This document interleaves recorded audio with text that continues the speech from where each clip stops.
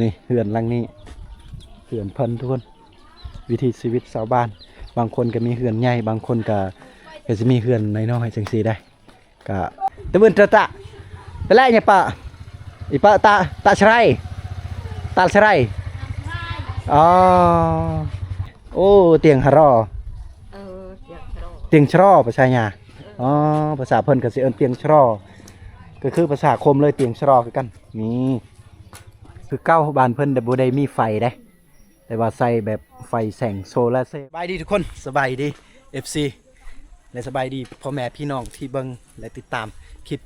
คมส้นเผากระโดอยู่ผมยังอยู่ที่หมู่บ้านกกมากหมู่บ้านกกมากเมืองเสโปนแขวงสะวรรณเขตโอ้ผมปากมันอยากติดแขวงสารวันบ่แม่นเด้อเอาทุกคนเรามาได้เบิ่งเฮียนฮู้น้ำกันคือกันในบ้านนี้ไปจะเป็นครั้งแรกผมได้เข้าไปในบ้านนี้นะพิชายาวิลเต้าเนี่ยดอกอ่าวิลตะเปื้อโอ้วิลวิล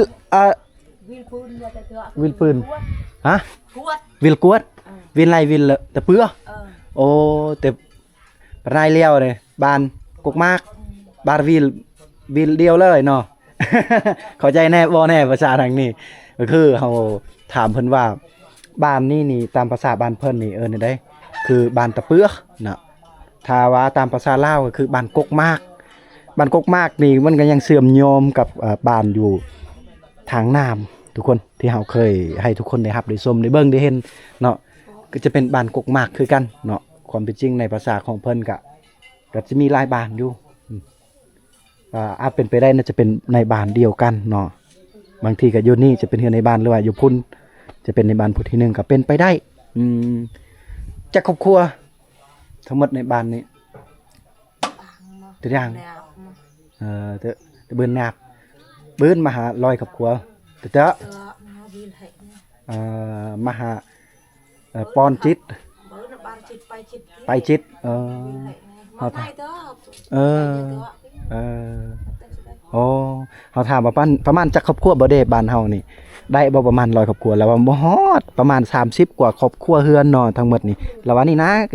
นี่น้อยๆนี่คือเก้าบ้านเพิ่นแต่บ่ได้มีไฟได้แต่ว่าใส่แบบไฟแสงโซลาร์เซลล์โอ้เอาเจ้าไหนตะน้องชะรอโอ้อันนี้เป็นเราเข้าเนาะ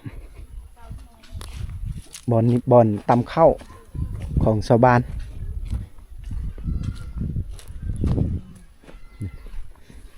แบบเลาะแบบยาวๆเลยได้ป่ะนี่โอ้ยเหือนบักใหญ่เหือนนี่ก็น่าจะโอ้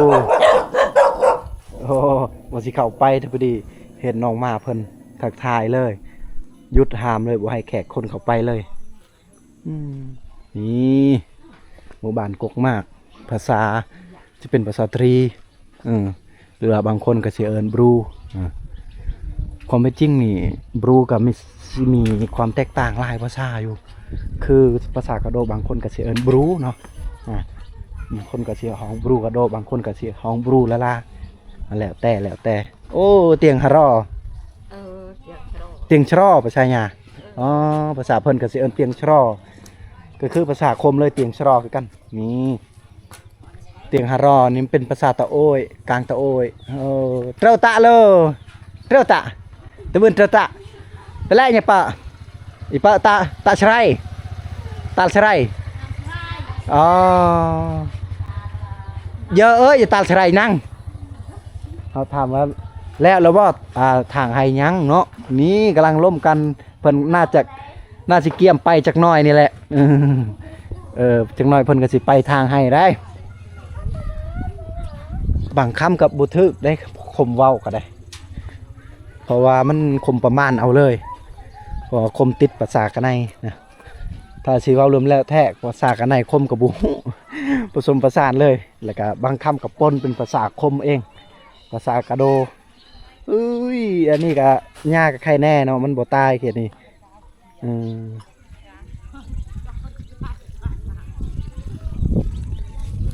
โอ้โจแต่ตาชไรนั่นแหละโจตาชไร ทางให้โอ้มาแต่ทางให้วิถีชีวิตชาวบ้านสุดยอดน้ำตัวนี้ไหลตลอดบ่แห้งบ่น้ำตัวนี้ยามเดือน4เดือน5จะซ้ำนี่แหละ แต่ซ้ำนี้โอ้ซ้ำนี้น้ำรวมบ้านเพิ่นได้นี่โอ้นี่เฮือนเพิ่นอยู่นี่เนาะพวกนั้นก็เดียวว่ากำลังสิไปอยู่อ่ะแม่นเนาะ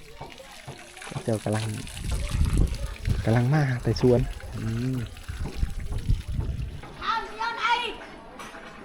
ตามเบิ้งนี่มันก็กลายได้30 กว่าครอบครัวแต่ว่าเพิ่นว่าเมื่อกี้นี่ประมาณ30ครอบครัวเฮือนในบ้านนี้ทางเทิงเพิ่นว่าประมาณ30กว่าหรือว่า20ปลายครอบครัวมันกลายได้เบิ่งไล่ครอบครัวเลยเนาะแต่วิธีชีวิตนี่โอ้เป็นวิธีชีวิตที่เรียบง่ายเนาะไปผมจะพาเลาะมาทางนี้เนาะ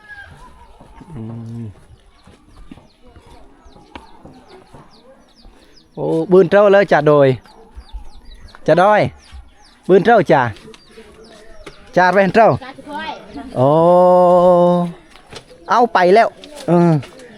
เช้าจะได้กินข้าวน้ำเพิ่นไปเพิ่นแล้วนี่ เพิ่นไปเพิ่นแล้วสบายดีเฮ้โอ้บ้านใหญ่เติบเลยครอบครัวแต่ละครอบครัวนี่ก็บ่ธรรมดาเนาะมีแต่แบบเพื่อนแบบใหญ่ๆสูงโอ้กินเหล้าอยู่ทางนั้นนะ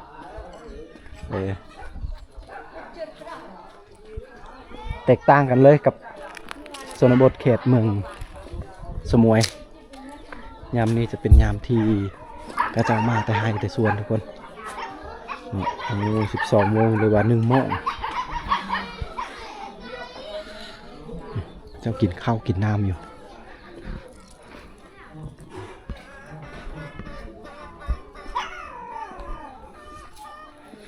บันส่วน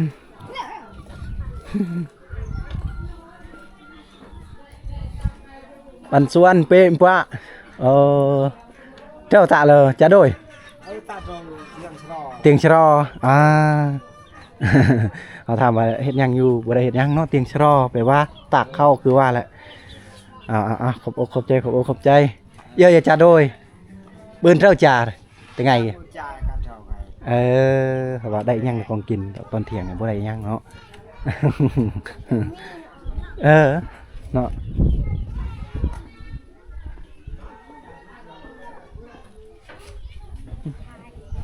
ก็สุดยอดเติบได้บานเพิ่นนี่ไปไรป่ะไปไรไม่ป่ะไปเลยมาถามเด็กหน่อยไปใส่ไปลิ้นบ่แม่น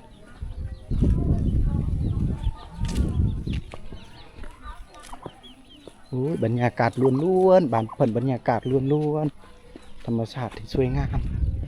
นี่กระทงเพียงนี่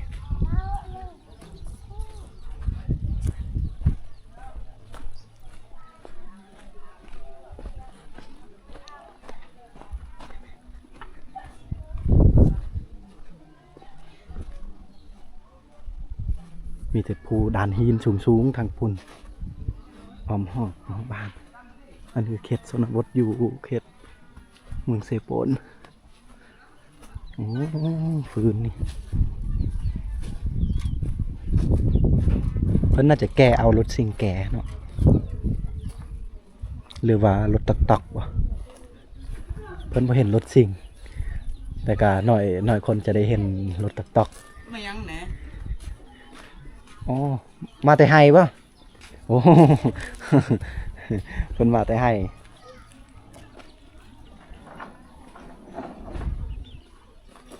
บันส่วนเข้าไปในเลยบันส่วนกันเลยนี่เหือนหลังนี้เหือนเพิ่นทุกคนวิถีชีวิตชาวบ้านบางคนก็มีเหือนใหญ่บางคนก็จะมีเหือนน้อยๆจังซี่ได้ก็หรือว่าจะเป็นเฮือนครัวเพิ่นบ่เด้บันส่วนเราตะไอ้เพิ่นบ่สบายเจ็บหัวเฮาบ่มียาบ่มียุกอีหยังก็ได้ถ้าบอกก็สิช่วยอยู่โอ้โหไปไต่ต้นเพิ่นบ่สบายนี่เจ้าอยู่จักคนอยู่ในเฮือนหลังนี้บ่ได้2ผัวเมีย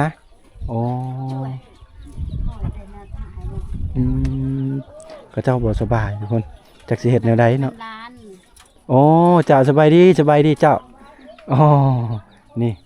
สองผัวเมียอยู่นี่เนาะบ่ได้ไปให้เถื่อบ่ได้ทางให้เถื่อบ่ ถ้าหายเฮาเป็นไข่ ถ้าบ่นี่ทางแล้วแหละ บ้านนี่ก็ทางแล้ว อันนี้ ห้ำ ก็ห้ ห้ำเกลือหมา โอ้ เราบ่มีหมูบ่มีหยังเก็ แม่นแหละอยู่แต่ซองเท่าบ่อยู่ไหนนี่ เชิงเท้า โอ้เอาอืมป้า อ่ะ ตัว เพิ่นละลูกกินน้ำ เอาขอบอกขอบใจโอ้เพิ่นให้เฮาขึ้นกินน้ำซ้ำนี่เพิ่นให้เฮาขึ้นได้ แต่ว่าเฮาเอาขอบอกขอบใจแล้วบ่เป็นหยังโอ้โดยโอ้ อะไร จะแม่นใจดีแท้ จอกเข้าไป นี่ จอกเอา คือคมเว้าแหละบางครอบครัวเฮือนก็สิมีเฮือนใหญ่ๆสูงๆจังซี่นี่ก็เว้าคุยคนมักเลาะ โอ้ย คือว่าอันนี้คือน้ำที่อยู่ต่อหน้าเฮือนเพิ่นเลยตามเบิ่งนี่เพิ่นเบิ่นโอ้เจ็บแอว นี่ก็ไปเจ็บอีก เพิ่นเจ็บแอวบ่สบายบ่ทันได้มีอะน่ะไฟแสงโซลาร์เซลล์ได้บางครอบครัวก็มีไฟแสงโซลาร์เซลล์เนาะแต่ครอบครัวเพิ่นคือว่าแหละครอบครัวที่ว่าทุกข์ยากกัน ทุกอย่าง ครอบครัวทุกข์ครอบครัวยากก็บ่มีไฟแสงโซลาร์เซลล์เบิ่งได้บ่ ได้ ขออนุญาตเบิ่งโอ้เฮ็ดกินกันอยู่นี่บ่ กินกันอยู่ อ๋อเฮ็ดกินอยู่นี่เลย แล้วก็นอนสองผัวเมียอยู่นี่เลย เออถ้าบ่นี่เพิ่นว่าเพิ่นไปทางให้แล้วแต่บ่สบาย สบาย ก็เลยอยู่แหละบัด อันนี้ก็เป็นน้องเลยนี่ อ๋อ นี่ก็เป็นน้องนี่ก็เป็นน้อง จับมีดจับผ้าบ่ได้แต่บัดนี้ บ่ได้ เออ ข้าวอยากินก็บ่มี ได้พ่อได้ซะก็บ่สบายคือกันบ่ บ่ เออ คือกันนี่แหละ เจ็บอีหยังบ่ได้หั่น อันนั้นนั่นจักเป็นใดๆมันเป็นอันนั้นวัณโรค โอ้เจ็บเราเป็นวัณโรคเสร็จบัดนี้สิสองผัวเมียสิหากินหาอยู่แนวใดบัดนี้นะ จักเป็นใดๆลูก เนาะ เอ้ยถึงจึงจะตายแล้ว หาก็เห็นครั้งแรกคือกันได้บัดนี้ ข้าวก็เท่านี้แหละ สิหมดแล้วบ่นี่หั่น หมดเลยหมดเท่านี้นี่ก็ข้าวเปียก บางทีเทื่อหน้าเทื่อในลูกหลานมาสิมีของฝากของต้อนให้เด้อ จ้าจ้า โอ้ ลูกเอ้ย ครั้งนี้ก็หาก็มาครั้งแรก จ้า โอ้ขอบอกขอบใจหลายๆที่ได้เห็น เออ ได้เบิ่งวิถีชีวิต อันนี้ก็เป็นหลังคาเรือนเพิ่นมุงโดยสังกะสีเก่าๆเลยทุกคนเอ้ยนี่โธ่ถ้าเป็นพายุเฮ็ดอีหยังมาก็ได้ ย่างนั่นแหละพานั่นนี่ ทางนี้ก็เอาแพย่างห้อง แค่ย่างฮ้อน นี่โอเคนี่คือหมู่บ้านเพิ่นที่เราได้รับได้ชมทุกคนเลยเอาลูกหลานลงก่อนเบิ่งเด้อเลาะลิ้นก่อนมื้อหน้ามื้อไหนสิมาก็สิมีของฝากของต้อนให้เจ้าโอ้นี่เพื่อนคนทุกข์คนยากก็ว่ากันได้ทุกคนเลยไปมาเดินเลาะลิ้นก่อนหน่อยหนึงทางอันนี้ก็จะน่าคือกันหมดเลยเด้นี่เพื่อนแบบเพื่อนน้อยๆเล็กๆทุกคนคือเว้าได้สำคัญคือสุขภาพเฮาถ้าว่าสุขภาพเฮาบ่อำนวยความสะดวกมักเจ็บมักเป็นถึงแม้ว่าเฮาคนดุกะยาคนอยากเฮ็ดเวียกเฮ็ดงานกะยาถ้าว่าสุขภาพบ่อำนวยความสะดวกก็เป็นไปได้ที่เฮาบ่มีคือเขา แต่ถ้าว่าเฮามีสุขภาพที่แห้งๆไปหามาสู่ได้ไปเฮ็ดนี่เฮ็ดนั่นได้ก็ซ้ำเข้าอยู่ได้เขาเฮ็ดซ้ำได้เฮาก็ซ้ำนั่นไฟฟ้าเขาบ่มีเพิ่นเนาะเรือไฟแสงโซลาร์เซลล์มีได้บางคน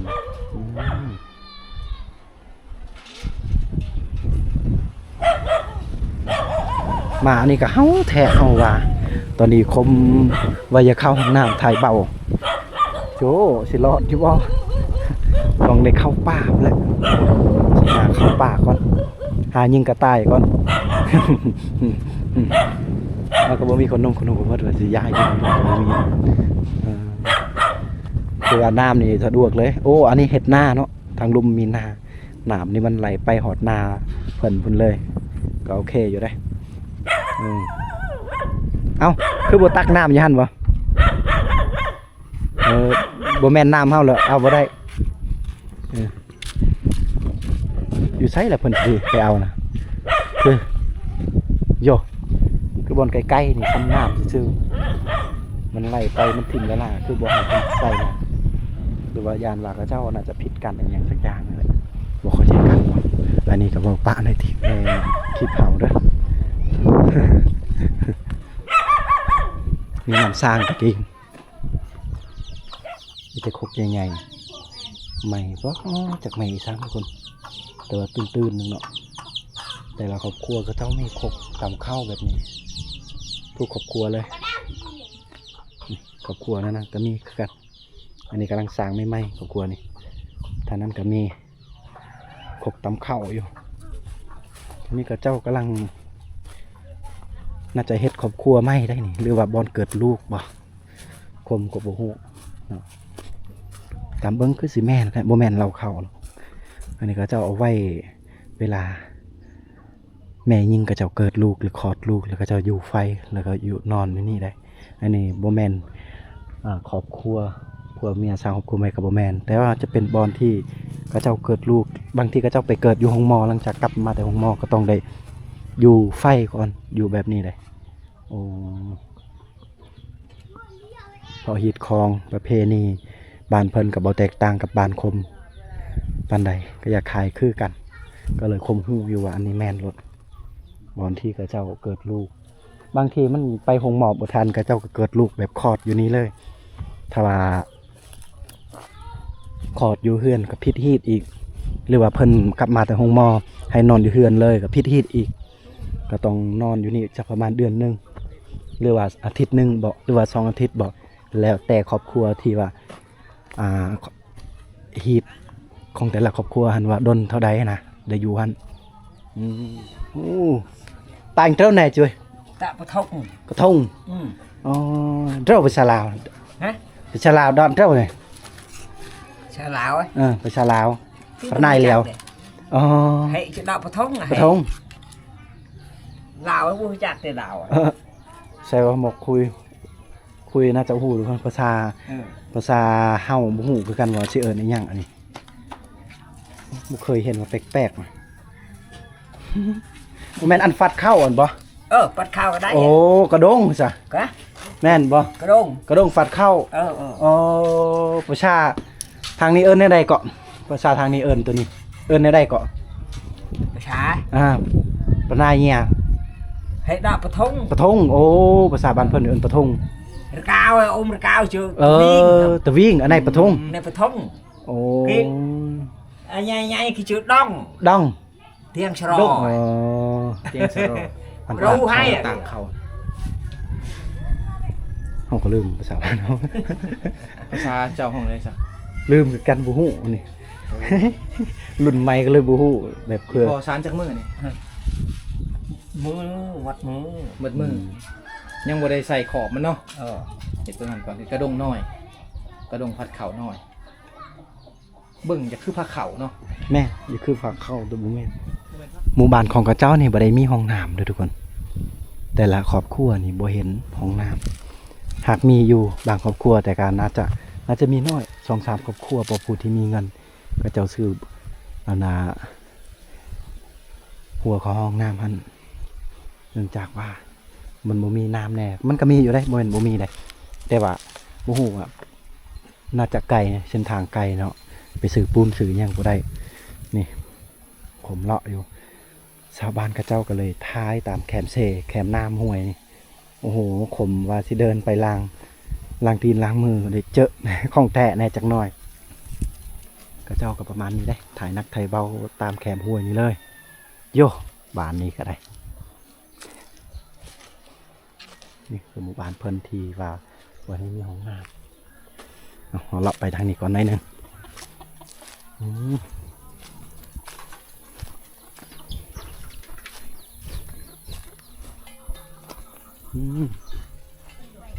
นี่